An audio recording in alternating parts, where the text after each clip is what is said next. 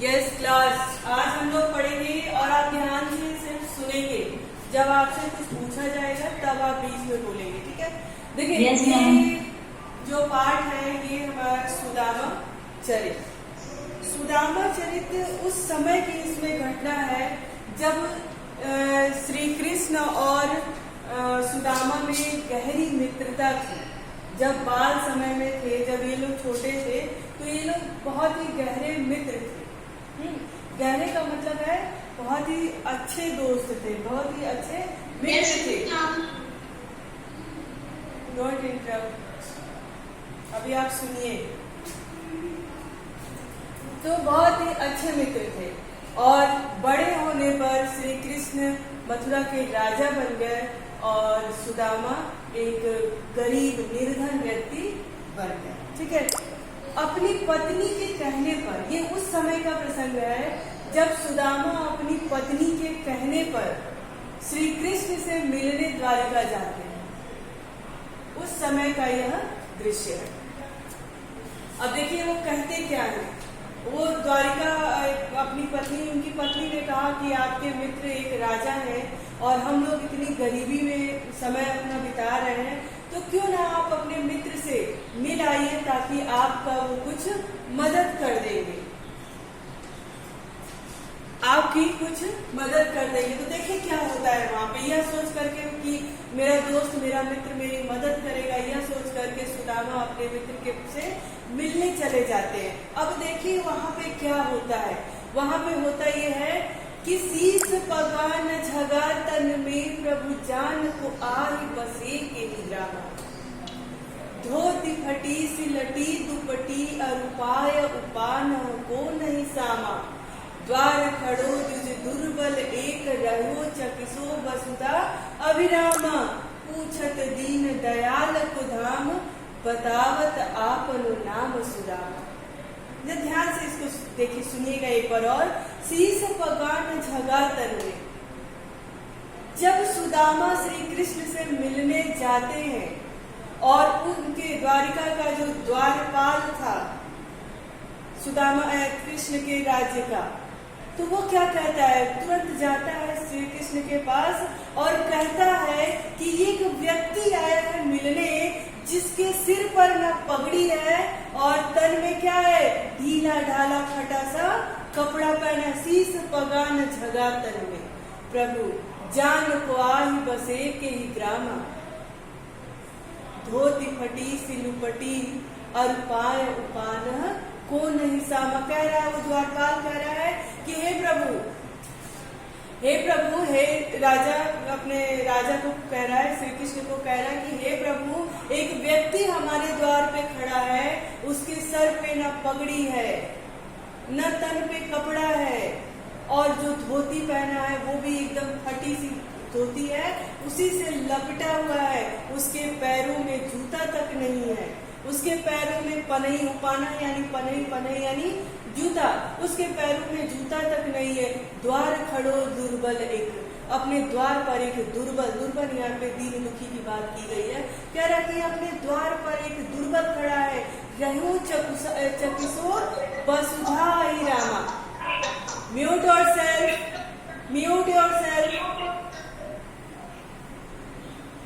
तो क्या कह रहे हैं, रहो चकिसो वसुधा अभिरामा। वो द्वार पर एक व्यक्ति खड़ा है जो एकदम निर्बल दीन दुखी ऐसा लग रहा है और द्वारिका की वसुधा मतलब तो होती है पृथ्वी, परंतु कह रहे हैं कि ये द्वारिका की धरती को देख करके आश्चर्यचकित हो रहा है और पूछत दीन दयाल को धाम। और प्रभु वो आपका धाम पूछ रहा है, आपके बारे में पूछ रहा है और अपना नाम क्या बता रहा है, सुदामा बता रहा है। बतावत आपनो नाम सुदामा, और अपना नाम सुदामा बता रहा है। फिर देखिए आगे क्या होता है। ऐसो बेहाल विवाइन सो पग कंटक जाल लगे पुनि जोए। हाय महादुख पायो सखा तुम आए इतेन किते दिन खोए। देख सुदामा की दीन दशा करुणा करके करुणा निधि रोए। पानी परात को हाथ छुयो नहीं नैनन के जल सो पग धोए। जैसे ही श्री कृष्ण ने सुना अपने द्वारपाल के माध्यम से कि एक व्यक्ति हमारे द्वार पर खड़ा है, बहुत ही दीन दुखी गरीब मालूम पड़ता है, और उसके सर पे न पगड़ी है, न शरीर में कपड़ा है, एक फटी दुखी सी धोती लपेटा हुआ है, उसके पैरों में भी जूते तक नहीं है, और वह आपका पता पूछ रहा है, वह आपका पता पूछ रहा है और अपना नाम सुदामा बता रहा है।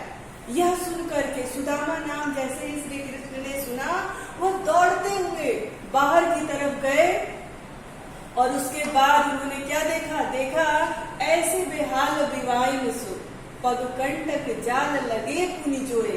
कह रहे कि उनके पैरों को उन्होंने देखा और उनके पैर बीमारियों से ऐसे फटे हुए थे, ऐसा लग रहा था कि कांटों का जाल उनके उसमें था, और देख करके उनको रोए जा रहे थे।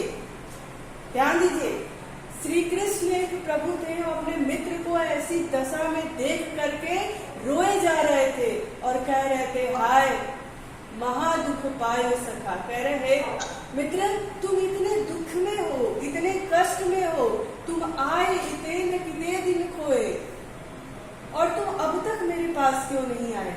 इतने दिन तक तुम कहाँ खोए रहे?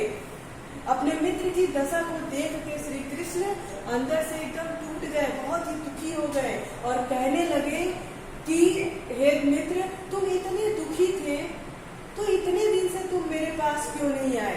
इतने दिनों तक कहाँ खोए हुए थे? इतने दिनों तक कहाँ थे? फिर कह रहे कि देखी सुदामा की दीन दशा करुणा करके करुणा निधरोए। कह रहे जो कृष्ण भगवान क्या किए, अपने सुदामा की दीन दशा, अपने मित्र की दीन दशा देख करके, उसका हाल देख करके करुणा करके, यानी बहुत ही दुखी हो करके करुणा निधि रोए। करुणा निधि यहाँ पे श्री कृष्ण को कहा है जो दुखों को हरते हैं।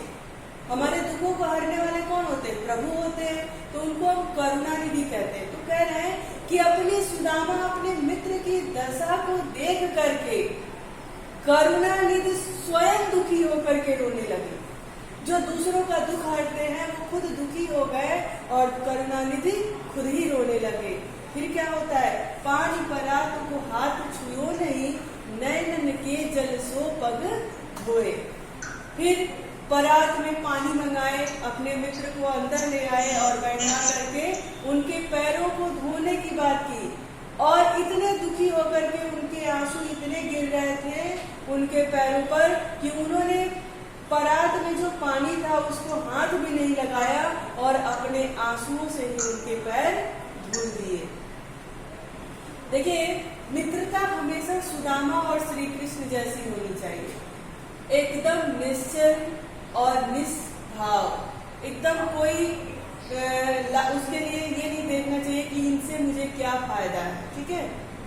तो मित्रता एकदम निस्वार्थ होना चाहिए, स्वार्थी नहीं होना चाहिए। तो देखिए, श्री कृष्ण भगवान अपने प्रभु, अपने मित्र सुदामा को देख करके कैसे दुखी हो जाते हैं और सुदामा से शिकायत भी करते हैं कि इतने कष्टों को तुम अब तक से झेल रहे थे, इतने दिन से तुम मेरे पास आए क्यों नहीं, कहाँ खो गए थे? और इतने दुखी होकर के उनके आंसुओं की जो धारा थी वो रुक नहीं रही थी, और जो परात में पानी उन्होंने उनके पैर धोने के लिए मंगाया था वो उसको छुए भी नहीं, और अपने आंख के नैनन के जल से और जो आंसू बह रहा था उसी से उनके पैर धो दिए। यहाँ तक आया आपको समझ में? क्लास आप लोग को यहाँ तक समझ में आया? Yes ma'am, yes ma'am. Okay, अब चलिए ऊपर की तरफ जाते हैं। तो ये तो उनके पैर धोने की बात उन्होंने की थी। अब देखिए क्या होता है। कहते हैं कि कछु भाभी हमको दियो, सो तुम काहे न दे, चापी पोटरी काख में रहे कहो के ही एक। अब सुदामा को तो ऐसा लग रहा था कि मेरा मित्र तो एक राजा है और मेरी पत्नी के द्वारा दिए गए एक मुट्ठी चावल मैं इसके सामने कैसे दूं, मैं अपने मित्र को भेंट स्वरूप कैसे दूं। उनको शर्म आ रही थी, उनको लज्जा आ रही थी। वो कह रहे थे कि मैं अपनी पत्नी के द्वारा दिया गया ये भेंट अपने मित्र को कैसे दूं, क्यों? क्योंकि वो तो राजा है, वो इतने बड़े आदमी हैं, उनको शर्म आ रही थी। कृष्ण भगवान ने इस चीज को बहुत अच्छे से महसूस कर लिया, भाप लिया, और उन्होंने क्या कहा? उन्होंने कहा कि भाभी ने जो चावल की पोटली आप मुझे दी है, मेरे लिए दी है उपहार स्वरूप, क्या तुम इसको अब भी छुपाए ही रहोगे? क्यों नहीं देते हो? तुम अब भी नहीं बदले। कह रहे हैं कि तुम अब भी नहीं बदले। जब पहले गुरु माता मुझे चने दिया, मेरे लिए दिया करती थी, और तुम छुपा करके खा लेते थे। इस तरह से कह करके उन्होंने सुदामा के साथ हंसी मजाक किया, ताकि सुदामा थोड़े से मतलब जो शर्म आ रही थी उनको वो पोटली देने में, तो थोड़े से आराम से हो जाए, और उनको मजाक मजाक में उन्होंने वो पोटली मांग ली। कहा कि भाभी ने मेरे लिए जो चावल की पोटली दी है, वो तुम अपने कांख में, चाय की पोटली कांख में, कह रहे अपने कांख में, अपने हाथों में पीछे दबा करके क्यों रखे हो? क्या तुम मुझे दोगे नहीं? इतने प्यार से भाभी ने मुझे ये उपहार स्वरूप दिया है। क्योंकि जब सुदामा कृष्ण से मिलने आ रहे थे, तो वो इतने निर्धन थे, क्योंकि भीख मांग करके वो अपना समय चला रहे थे, तो उनके पास अपने मित्र को उपहार देने के लिए कुछ नहीं था, और वो इतने दिनों बाद अपने मित्र से मिलने जा रहे थे, इसलिए वो उपहार लेकर के जाना ये अपना समझ रहे थे कि नहीं, मुझे उपहार लेकर के ही जाना चाहिए, है ना। तो उन्होंने क्या किया कि उपहार के लिए कुछ नहीं था, तो उनकी पत्नी ने कहा कि कोई बात नहीं। तो वो जो मांग करके गांव में से चावल लाए थे, उसी को थोड़ा सा उन्होंने पोटली बना करके दे दिया, और कहा कि ये अपने मित्र को उपहार स्वरूप दे देना। लेकिन सुदामा ने अपनी मित्र की, कृष्ण की ऐसी ठाट बाट को देख करके वो शर्म में आ गए, वो लज्जा आने लगी उन्हें कि मैं अपने मित्र को एक उपहार स्वरूप ये दूं। कृष्ण ने, क्योंकि कृष्ण भगवान थे, उन्होंने अपने दोस्त की मन स्थिति को भांप लिया और तुरंत मजाक करने लगे उनसे, ताकि सुदामा भी थोड़े से हंस दे। जो वो शर्म आ रही है उनको वो देने में वो शर्म ना करे। तो उन्होंने क्या किया? मजाक में कहा, क्यों भाभी ने जो चावल की पोटली मुझे दी है, जो उपहार दिया है, क्या तुम उसे नहीं दोगे? छुपा के क्यों रखे हो? तुम अब भी बदले नहीं। कहने लगे तुम अब भी बदले नहीं। देखिए आगे क्या होता है, कह रहे तुम अभी भी बदले नहीं हो, तुम देते क्यों नहीं हो? फिर देखिए क्या होता है, आगे चना गुरु मात दए लय तुम चाह भी हमें नहीं देने। कह रहे तुम अब भी बदले नहीं। पहले भी आगे, यानी पहले भी जब ये लोग बचपन में थे, जब छोटे थे, तो कह रहे कि पहले भी जब गुरु माता हमें चने देती थी, मेरे लिए चने देती थी, तो तुम क्या करते थे? अकेले ही उसका चुरा करके खा लेते थे, हमें नहीं देते थे। कह रहे सुदामा तुम अब भी नहीं बदले। क्या वो जो भाभी ने चावल दिया है अभी नहीं दोगे? तुम पहले की तरह ही करोगे, जैसे गुरु माता के चने के साथ किया करते थे। अब देखिए क्या कह रहे हैं, कह रहे हैं श्याम कहो मुस्काए सुदामा सो, चोरी की बान में हो जो प्रवीण। श्याम यानी श्री कृष्ण सुदामा से हंसते हुए, हंसी ठिठोली करते हुए, मजाक करते हुए कहते हैं चोरी की आदत तुम्हारी अभी नहीं गई। पहले भी गुरु माता के दिए हुए चने तुम अकेले ही चुरा कर खा जाते थे, मुझे नहीं देते थे, अभी भी वैसा ही कर रहे हो। भाभी ने मुझे कुछ दिया है और तुम उसे मुझे दे नहीं रहे हो, छुपा के रखे हो। फिर कहते हैं पोटरी काख में चाह पी रहे तुम, खोलत नहीं सुधारस भी ने, पाछी लिबानी अजौ न तजौ तुम, तैसे ही भाभी के तंदुल कीने। कह रहे कि जो पोटली है वो तुम कांख में दबा करके रखे हो, खोलत नहीं सुधारस भी ने, मतलब वो इतनी अनोखी चीज भाभी ने दिया है, इतनी मतलब प्यार से दिया है, उसको अभी भी तुम खोल नहीं रहे हो, दे नहीं रहे हो। पाछली बान यानी पहले की आदत अभी भी तुमने छोड़ी नहीं। पाछली बानी अजौ न तजौ तुम, कह रहे पहले की आदत यानी बचपन की आदत तुमने अभी भी छोड़ी नहीं। तैसे ही भाभी के तंदुल कीने, वही काम तुम भाभी के दिए द्वारा तंदुल के साथ भी कर रहे हो। तंदुल मतलब होता है चावल। तो कह रहे हैं कि पहले की आदत तुम्हारी गई नहीं, उनके साथ मजाक कर रहे हैं, हंसी ठिठोली कर रहे हैं, और कह रहे हैं पहले भी तुम्हारी यही आदत थी कि मेरे लिए जो गुरु माता चना दिया करती थी वो तुम चुरा के खा जाते थे, और अभी भी भाभी के दिया द्वारा चावल की पोटली तुम खोल नहीं रहे हो। पहले की आदत तुम्हारी गई नहीं, उसी तरह ठीक तुम भाभी के द्वारा दिए गए तंदूर चावल के साथ भी कर रहे हो, क्यों नहीं देते हो? आया समझ में? आया समझ में? ओके, अब देखिए आगे क्या कहते हैं। कहते हैं कि वह पुलकिन वह ऊँट मिलन, वह आदर की बात, वह पठवन गोपाल की, कब कछ नहीं जानी जात, घर घर कर ओढ़त फिरे तनक दही के काज, कहा भयो जो अब भयो हरिको राज समाज, हो आवत नाही हो तो बाहि पठेयो ठेल, अब कहियो समझाए के बहुधन धरो सके। अच्छा, इसका अर्थ किसी को समझ में आ रहा है इतने लाइन का भी क्या ये कह रहा है?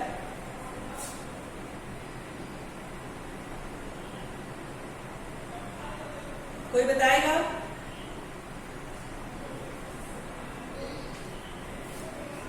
क्लास कोई बताएगा? आप नहीं, मैं ये पूछ रही थी कि ये जो लाइन है क्या इसमें थोड़ा भी आपको कुछ समझ में आ रहा है? वह पुलकन वह उठ मिलन, वह आदर की बात, वह पठवन गोपाल की, कछु न जानी जात। क्या कह रहे हैं? वह पुलकन, श्री कृष्ण कह रहे हैं ये याद करो, वह पुलकन, वह खुशी, पुलकन का मतलब क्या होता है? खुशी। वह हम लोग एक साथ मिलते थे, वह आदर सम्मान की बात, आपस में एक दूसरे के साथ जो प्यार की बातें थी, प्रेम था मित्रों में, वह पठवनी गोपाल की, कछ न जानी जात। हम लोग क्या करते थे? जो छोटपन में जब हम लोग बच्चे थे तो कैसे एक दूसरे के साथ हंसी ठिठोली करते थे, खेलते थे, बिना किसी जात पात का भेदभाव किए, घर घर ओढ़त फिरे। हम लोग क्या करते थे? घर घर घूमते थे, तनक दही के काज, थोड़ी सी दही चुराने के लिए हम सारे मित्र एक साथ होकर के, वहाँ पे जात पात का भेदभाव नहीं होता था, मान सम्मान में जात पात का भेद होता था, न ही ऊंचे नीचे बड़े और आदर सम्मान की बात होती थी। और हम क्या करते थे? मिल मिल के पूरा टोली एक साथ मिल करके घर घर घूमते थे। किस लिए घूमते थे? थोड़ी सी दही के लिए, थोड़ी सी मक्खन चुराने के लिए हम घर घर घूमते थे। क्या तुम भूल गए? फिर कहाँ भयो जब अब भयो। कल वो सब क्या हुआ कि अब नहीं हो पाएगा? तब भी तो मैं तुम्हारा मित्र था, और अभी जब मैं उस समय इस तरह की बातें हम में नहीं थी तो अब क्यों हो रही है? हरि को राज समाज करेगी, ये हरि हो यानी भगवान का जो ये राज समाज है, उससे हमारी मित्रता का क्या मतलब है ना? मित्र तो एक जगह होते हैं, और पैसा रुपया धन दौलत राजपाट की अलग बात है, लेकिन मित्रता अलग बात है। मित्रता में कभी भी धन दौलत जात पात ऊंच नीच की बात नहीं आनी चाहिए। हाँ, आवत नहीं हो तो वाही पठियो ठेली। कह रहे कि क्या तुम नहीं आते? अगर वो आपको जबरदस्ती हमारे पास नहीं भेजती, क्या तुम नहीं आते? भाभी जब जबरदस्ती तुमको मेरे पास नहीं भेजती, अब कहियो समझाए के बहुधन धरव सकेली। अब वो कहते हैं समझा करके, कह रहे हैं कि अब कहियो समझाए के बहुधन धरव सकेली। सकेली का क्या अर्थ होता है? कौन बताएगा सकेली का क्या मतलब होता है?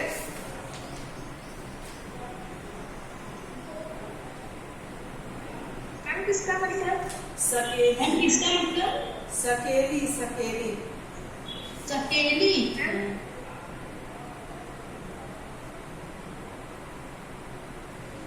दोस्त मैम, दोस्त सखा।